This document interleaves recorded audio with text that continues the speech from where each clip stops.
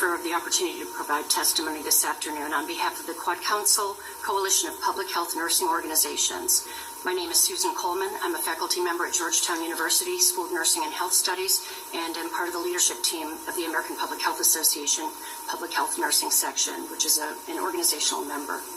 I'm sorry, thought it was close enough. So I want to begin by highlighting that public health nurses everywhere are just thrilled about the focus of this committee and how nurses can contribute to the culture of health, reducing health disparities and improving the health of the U.S. population. As noted in Dr. Pittman's recent paper, Activating Nursing to Address Unmet Needs in the 21st Century, although a larger branch of nursing has focused on support roles with a defined set of clinical tasks in hospitals, it is also noted that an important branch of nursing that has existed for more than 100 years, and as Dr. Kunat said, the past is the future, is operating with a holistic focus on patients, families, and communities in the context of relationships, environment, and on social justice. This branch of nursing is public health nursing, a defined area of nursing practice grounded in prevention, health promotion, and working to improve population health. Public health nursing practice is rooted in the community. It's not inside the four walls of a clinic or a hospital. We are outside of clinical practice and grounded in deep understanding of and connections to the populations that we serve. A major task before the committee is centering the social determinants of health in the care of nursing provided across settings. We're struck not only by the great promise this strategy holds, but also by the enormity of this task. And the evidence is clear that to rid our society of health disparities, we need to move from addressing the negative health effects that are downstream, or the outcomes that are often called downstream in some of the public health and other literature, in order to attack the thornier and more complex set of upstream factors, things like policies, environmental conditions that are now widely accepted as the causes or the drivers of poor health. Essentially, downstream efforts are directed at specific health factors within the individual in order to manage disease severity through clinical interventions. Midstream factors function at the interface of social needs of individuals within the current healthcare system, such as food insecurity or health literacy.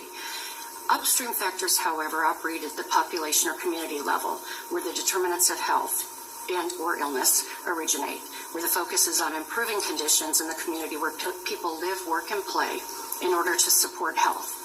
This is public health's wheelhouse, public health nursing's wheelhouse. One example that I'd like to provide here is of what actions at each level might look like.